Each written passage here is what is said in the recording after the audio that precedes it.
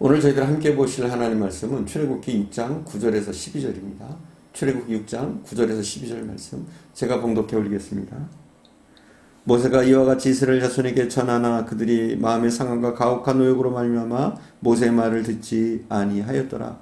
여호와께서 모세에게 말씀하여 이르시되 들어가서 애굽 왕 바로에게 말하여 이스라엘 자손을 그 땅에서 내보내게 하라. 모세가 여호와 앞에 아뢰어 이르되 이스라엘 자손도 내 말을 듣지 아니하였거든 바로가 어찌 들으리까. 나는 입이 둔한 자니이다. 모세가 하나님의 말씀에 순종해서 바로를 만났으나 1차 대면에서는 보기 좋게 거절당했습니다. 그리고 이스라엘 백성에게는 전보다 더 혹독한 노역이 주어집니다. 12절에 보면 모세는 하나님 앞에 출애굽이 불가하다고 말합니다. 하나님, 이 출애굽은 불가능합니다. 도저히 이룰 수 없는 겁니다. 말하고 있는 거예요. 6장 12절 봉독하겠습니다. 모세가 여호와 앞에 아뢰어 이르되 이스라엘 자손도 내 말을 듣지 아니하였거든 바로가 어찌 들으리까. 나는 입이 둔한 자니이다. 하나님, 이제 안 되겠습니다. 우리 백성들이 내 말을 듣지 않습니다. 하물며 바로가 내 말 듣겠습니까? 그리고 나는 원래 말도 잘 못하는 사람 아닙니까? 하나님께서 광야에서 낙심하고 있는 모세를 부르셨을 때 모세가 한 첫 번째 변명이 그것이었습니다. 나는 입이 뻣뻣하고 둔한 사람입니다.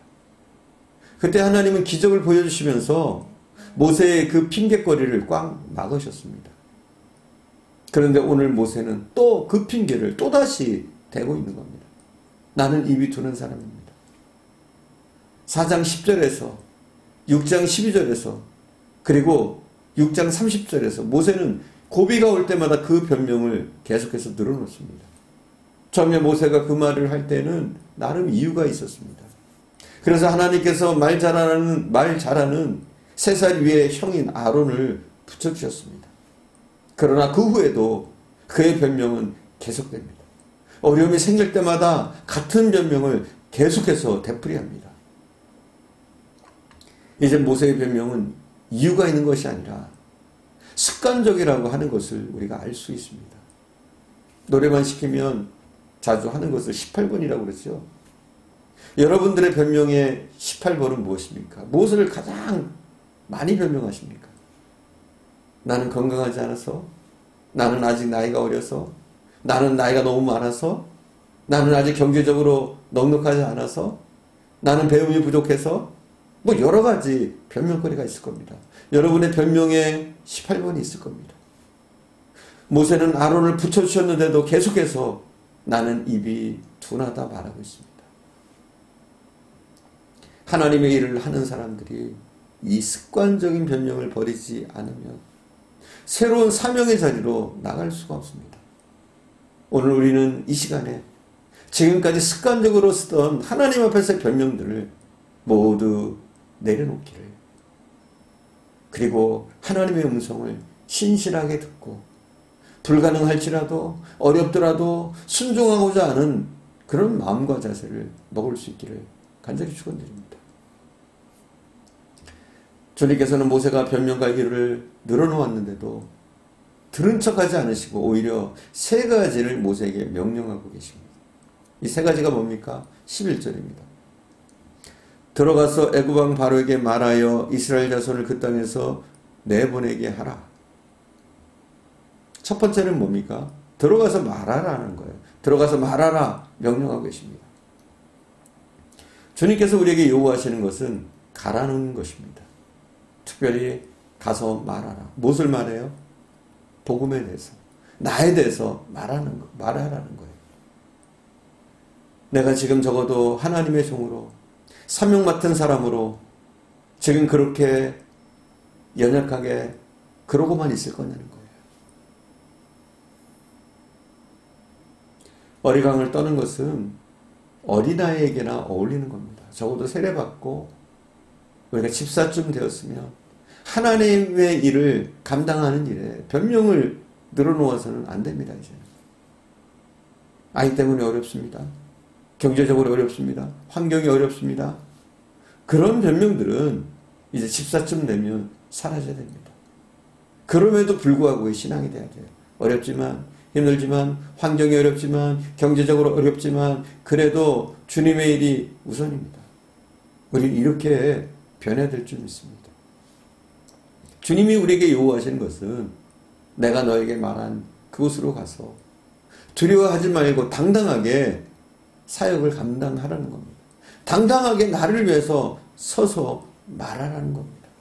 저와 여러분 이렇게 주님의 명령을 듣고 세상으로 나가서 당당히 주의 이름을 부르고 말할 수 있는 믿음의 사람들이 되어줄 수 있기를 간절히 축원드립니다.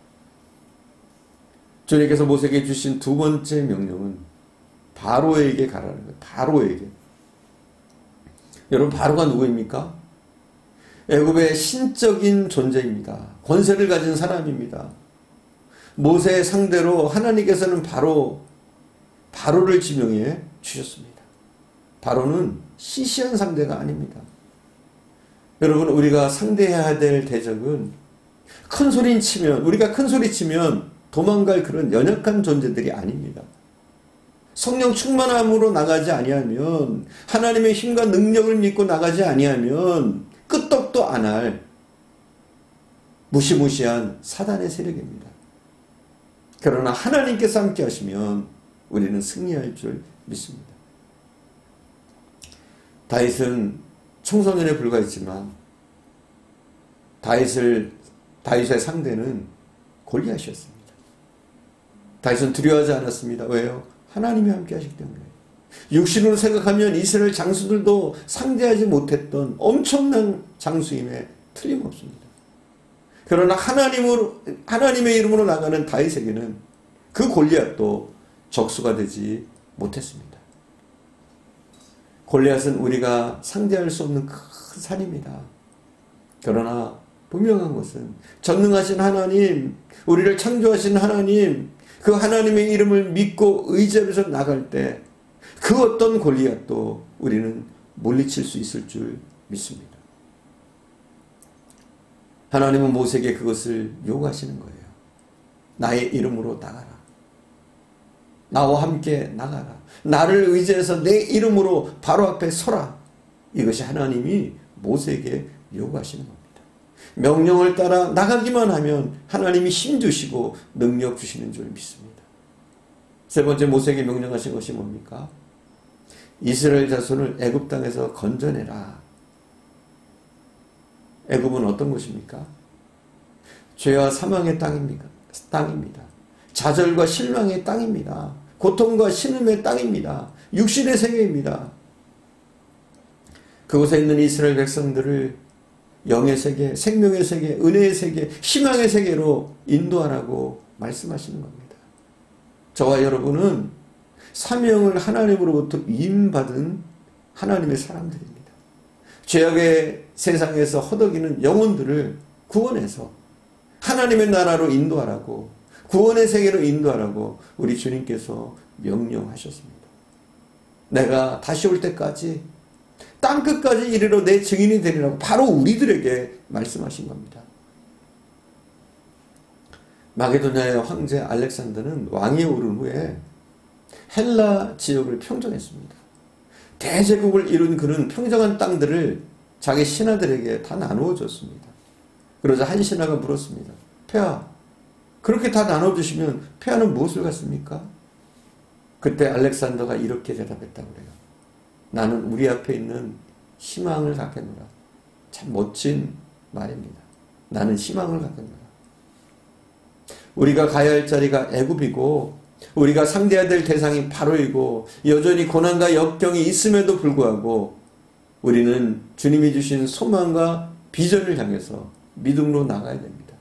하나님이 원하시는 그 일, 그분이 보내시는 그곳에 우리는 그곳에서 우리의 역할을 감당해야 합니다. 우리 앞에 놓여진 많은 환경적인 어려움, 또 핍박들, 고난들, 그것이 바로처럼 클지라도 굴하지 않고 하나님의 말씀 안에서 그 일을 감당하고 죽어가는 영혼을 천국으로, 희망의 나라로, 생명의 나라로 인도하는 그 일에 우리의 삶을 드려야 할 줄 믿습니다. 기도하겠습니다.